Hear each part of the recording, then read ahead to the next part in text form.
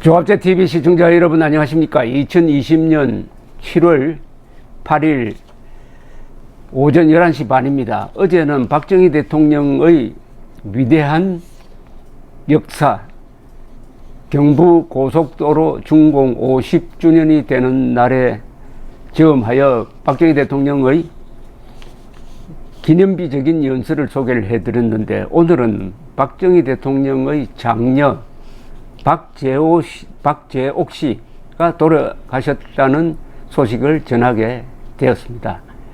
박재옥 씨 하면은 모르는 분들이 많습니다. 흔히 박근혜 전 대통령을 박정희의 큰딸이라고 오해하는 사람이 있습니다. 큰딸이 아니고 오늘 돌아가신 분이 박근혜 씨의 이복언니입니다.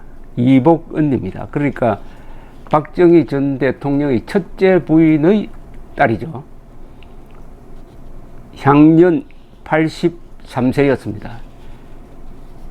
고인은 박정희 전 대통령과 첫째 부인 김호남 여사 슬아의 장녀인데, 언제 태어났냐 하면은 박정희 대통령이 대구 사범 5학년 시절인, 그러니까 박정희 대통령의 나이가 19살 때 1937년에 태어났습니다. 그때 박정희 대통령은 재학 중에 결혼을 했습니다. 조금 부모가 강권해서 결혼을 했습니다. 흔히 분위기가, 박재옥 씨를 만나보면 그 분위기가 유경수 여사하고 참 비슷했습니다. 그래서 더욱더 유경수 여사의 친딸이라고 생각하는 사람도 많았고, 유경수 여사와 박정희 대통령이 박정희 대통령 군인 시절에 아주 가난하게 살 때 같이 살았습니다. 남편은 한병기 전 칠레 대사, 또 국회의원도 하신 분이죠. 한병기 대사는 3년 전에 돌아가셨습니다. 유엔 주재대사, 그리고 스락 케이블카 회장을 지냈고, 유족으로는 아들 한태준 씨 전 중앙대 교수, 한태현 스락 케이블카 회장, 딸 한유진 대유 몽베르 CC 고문, 사위로 박영우 대우 위니어 글룹 회장이 있고, 빈소는 신촌 세브란스 병원, 발인은 7월 10일입니다. 자, 그러면 이 박재옥 씨의 이 좀 파란이 있는, 참 어떻게 보면 좀 애틋하기도 하고 애잔한 이야기를 제가 쓴 박정희 전기에 나오는 대목이기도 합니다. 박재옥은 제가 이렇게 썼습니다. 어머니와 할머니의 과보호 속에서 5살 때까지 젖을 먹었다. 이게 무슨 뜻이냐 하면은, 박정희 대통령이 1950년 12월 12일 대구에서 유경수 여사와 재혼을 합니다. 김호남 씨는, 남편은 이제 재혼을 해버리니까 딸을 데리고 구미를 떠나서 다른 데로 갑니다. 그리고 이 박정희 대통령의 이 친형 중에 박상이라는 분이 계셨어요. 이분은 또 대구 폭동 때 경찰총에 돌아가신 분입니다. 이 박상의 씨의 부인에게만 어디 떠난다고 이야기를 하고는 막 사라져 가출을 해버린 셈입니다. 그래서 어디로 갔느냐 하면은 대구로 갔다고 합니다. 대구에 가보니, 이 박재옥 씨의 수레입니다. 대구에 가보니 어머니에게도 이미 다른 남자가 있었다. 나이에 비해 조숙하고 눈치가 빠른 나는 대번에 내가 있는 처한 상황을 이해할 수 있었다. 나는 본능적으로 그 상황이 싫었다. 이 이야기는 박재옥 씨가 월간조선과 한 인터뷰를 제가 요약한 겁니다. 결사적으로 그 견딜 수 없는 상황에 반기를 들었다. 10살 남짓한 계집아이가 할 수 있는 거부의 표시라는 것이 무엇이겠는가? 어떤 조리 있는 말로 어머니를 설득할 수 있겠는가? 나는 그저 울었다. 밤새도록 울고 또 울었다. 그것이 내 의사를 표현할 수 있는 유일한 길이었다. 이렇게 적고 있습니다. 그러다가 결국은 누구와 같이 그런 어머니, 또 남자가 생긴 어머니와도 같이 살 수가 없으니까 박정희 대통령의 조카 박재석 씨 집에서 살게 되었습니다. 다시 구미로 돌아와가지고 이렇게 되니까 박재옥 씨는 아버지에게 원망하는 편지를 자주 썼다고 합니다. 이런 편지를 소개를 하기도 했습니다. 어머니, 아버지, 제게는 부모님이 모두 계신데 저는 왜 이렇게 남의 집에 얹혀 살아야 합니까? 사촌 오빠가 저까지 데리고 살아야 하니 얼마나 귀찮고 성가시겠어요. 저는 또 얼마나 미안한지 아세요. 오빠도 고생스럽고 저도 힘들고요. 이렇게 편지를 썼다고 합니다. 그럼 박정희 군인입니다. 그때는 젊어서 고생은 돈 주고도 못 사는 것이니 열심히 살아라는 요지의 답장을 쓰고 거기에 공납금, 학교에 내는 공납금을 넣어서 박재석 씨한테 보냈습니다. 이 박재옥이 아버지의 재혼 소식을 들은 것은 구미 여중에 다니고 있던 때였다고 합니다. 그러니까 한참 있다가 결혼하고 나서 박정희 대통령이 결혼할 때는 알리지 않고 한 몇 년 뒤에 박근혜 씨가 태어난 직후에 알았다고 합니다. 2년 뒤, 한 2년 뒤가 흐른 다음에 박재옥 씨는 집안 어른이 전해주는 그 소식을 듣고도 놀라지 않았답니다. 벌써 오래전에 어머니로부터 아버지에게는 다른 여자가 있다는 이야기를 들었기 때문이라고 합니다. 그러다가 박재옥 씨는 다시 누구와 같이 살게 되느냐면은 이 김종필 그리고 박영옥 부부와 함께 서울 제기동에서 살게 되었습니다. 이 박영옥 씨는 누구냐면 그 아버지가 총 맞아 돌아가신 박상희 씨의 따님이죠. 그래서 김종필, 박영옥 두 사람이 결혼을 해서 서울 제기동에 살고 있는데 여기 와서 또 어떻게 보면 좀 불편하죠. 이때가 아마 여고생 좀 되는데 아무리 친하지만은 아버지, 어머니도 없이 김종필, 박영옥 이분도 신혼살림을 하고 있을 텐데 거기에 살았습니다. 그런데 어느 날 유경수 여사가 나타났다고 합니다. 예고 없이 제기동 집에 나타났는데 그때 처음으로 유경수 여사를 봤다는 겁니다. 그때 박재옥 씨는 동덕여고에 다니고 있었습니다. 그러니까 유경수 여사가 와서 박재옥 씨를 데리러 온 거예요. 이제는 우리 집에 가서 같이 살자. 그 첫 인상을 박재옥 씨는 이렇게 기억을 하고 있습니다. 유경수 여사는 깔끔한 한복을 입은 조용한 사람이었다. 두말 없이 새엄마를 따라 나섰답니다. 속으로는 김종필 씨 부인 박영옥 씨가 좀 섭섭하게 생각할 것이라고 걱정도 했지만은 나는 매를 맞고 살아도 아버지와 함께 같이 살아야 되겠다. 이렇게 작심을 했답니다. 그때 결심을 했답니다. 어떤 일이 있어도 나 때문에 아버지와 유교사가 싸우는 일은 없도록 조심을 하자. 그래서 노량진에 살았습니다. 그때 박정희 대통령은 요 무렵이 계급이 한 준장 정도 되는데 가난하게 살았습니다. 박정희 대통령은 군인 시절에 우리나라 군 장성 중에서 가장 가난하고 가장 깨끗한 사람이었습니다. 그래서 이분 주위에 젊은 정의감이 있는 장교들이 모였고 그 중에는 김종필 같은 뛰어난 분이 있었고 이 인맥이 결국 5.16 군사혁명을 성공시키게 되는 거죠. 박정희 정기 3권 혁명 전야에는 이런 대목이 있습니다. 이거 제가 쓴 겁니다. 지금 제가 쓴 박정희 정기의 일부분을 제가 소개를 해드리고 있습니다. 박정희 유경수는 다른 사람들에게는 박재옥을 딸이라고 적극적으로 소개하지 않아 박환영 당번병은 오랫동안 유경수의 친척 동생 정도로 알고 있었다고 합니다. 손님이 오면은 박재옥은 조용히 2층 방으로 올라가곤 했는데 분위기와 행동 거지가 유경수 여사와 매우 닮았다고 한다. 유경수 여사는 미혼인 남편의 부하들이 들르면 넌지시 고등학교밖에 나오지 않았지만 좋은 교수가 한 사람 있는데 라고 하면서 눈치를 주곤 했답니다. 눈치를 보곤 했답니다. 그러니까 박재옥 씨를 결혼시키려고. 그런데 누가 결혼하게 되느냐? 1958년 10월 3일 박정희와 첫 부인 김호남 사이의 첫 딸 박재옥 씨는 전속 부관, 박정희 대통령의 전속 분관 한병기 대위와 결혼을 하게 됩니다.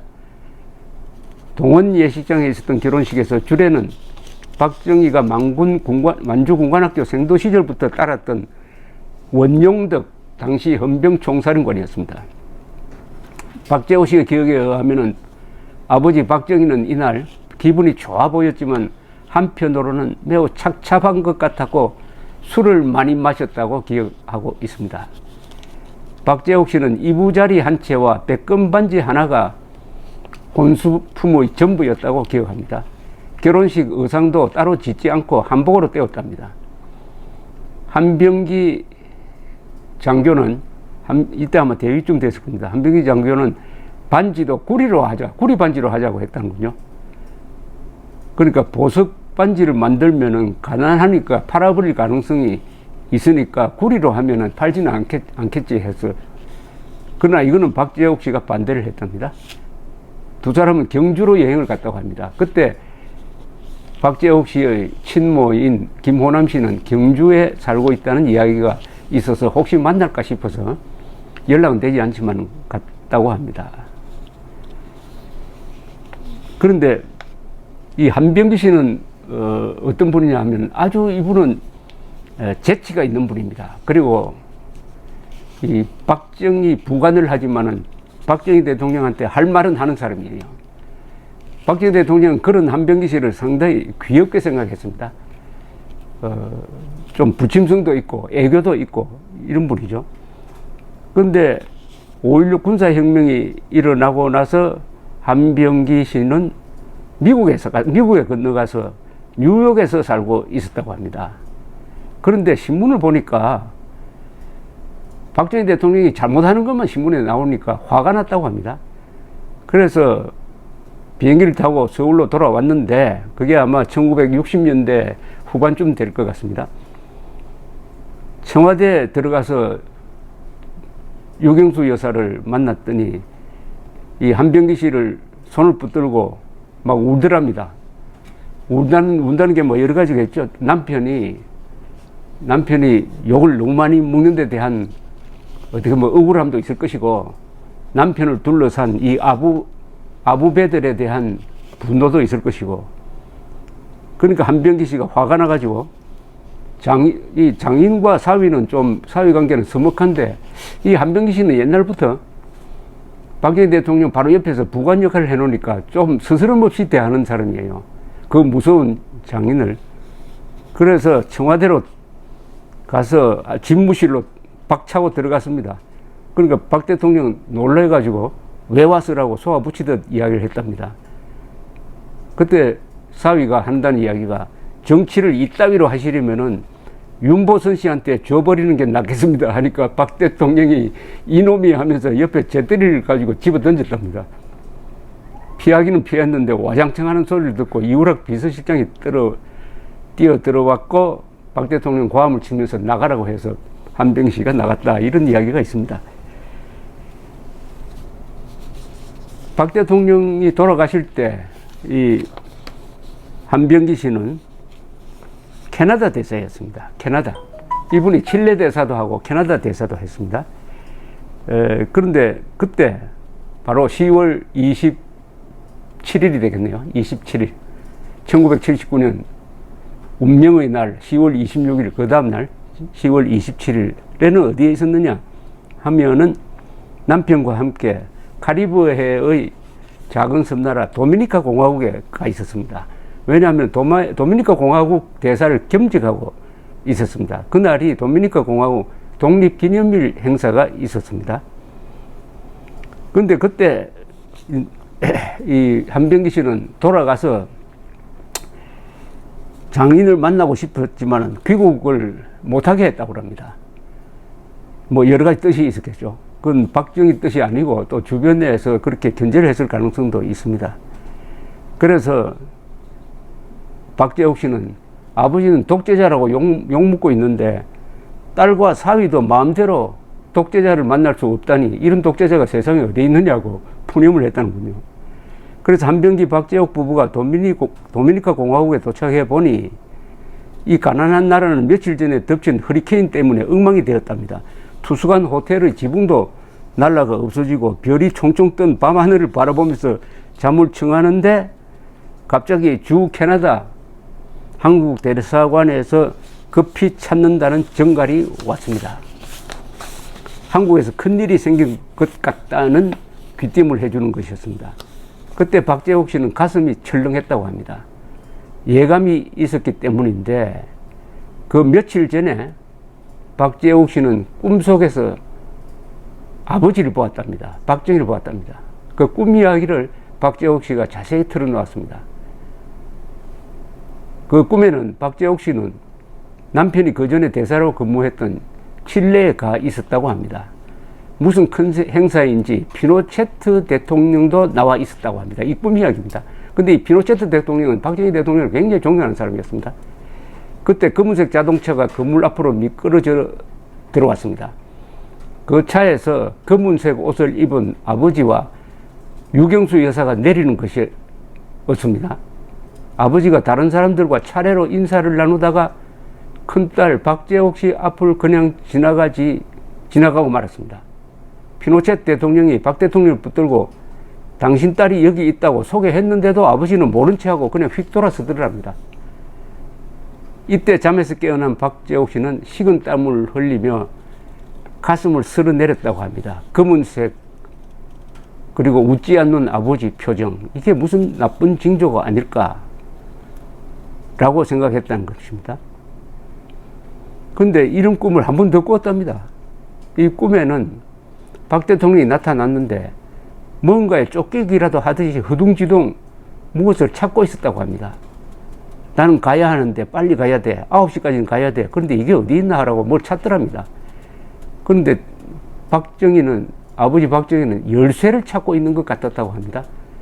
박재옥 씨는 아버지 왜 그러세요? 뭘 찾으세요? 제가 찾아드릴 테니 혼자 가지 마세요라고 애타게 말을 걸었으나 아버지는 계속해서 서두르면서 어디론가 사라졌다고 합니다. 주위를 둘러보니 검은 옷을 차려입은 외교관 부인들이 울고 있었다고 합니다. 이런 꿈이 생각나서 불길한 마음으로 한병기 대사 부부는 캐나다 대사관으로 전화를 걸었습니다. 대통령 유고라는 대답이 왔습니다. 박재옥 씨는 이 생경한 말이 아버지의 죽음을 의미한다고는 믿고 싶지 않았다고 합니다. 박 대통령 유고라고 나왔습니다. 박 대통령 서거로 나오지 않았습니다. 첫 보도가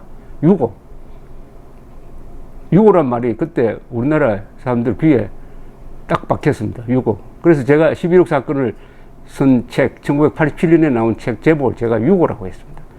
두 사람은 유효로 갔습니다. 그러나 한병기 대사 친구들이 나와서 귀국을 말렸다고 합니다. 아무래도 대통령이 돌아가신 것 같다. 여기서 사태의 추이를 살펴보다가 들어가는 것이 안전할 것 같다.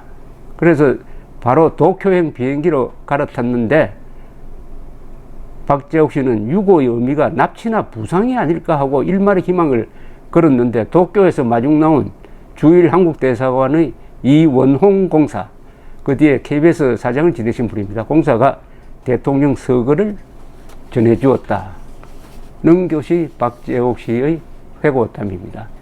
이 박재옥 씨가 어제 돌아가셨습니다. 박근혜 씨에게 이게 어떻게 전달되었는지 궁금합니다. 이복 언니입니다. 그러면은 박근혜 씨를 일시적으로 풀어줘야 되는 거 아닙니까? 요새 보니까 안희정 씨가 상을 당했다고 해가지고 풀어줬더라고요. 이게 궁금합니다. 박근혜 씨가 이복 언니의 장례식에 참석하는지 참석 안 하는지, 문재인 대통령의 이것도 아마 결재를 받아야 될 사안인 것 같은데, 어쨌든 한 시대가 끝나는, 벌써 끝난 시대라고 생각할지 모르지만은 박정희 시대는 그림자가 아주 깁니다. 그러니까 서서히 그 주역들이 사라지고 있습니다. 김종필, 그리고 김정년 비서실장, 그리고 박정희 대통령의 큰딸 박재옥 씨의 별세 소식을 전해드리게 되었습니다. 삼가 명복을 빕니다. 감사합니다.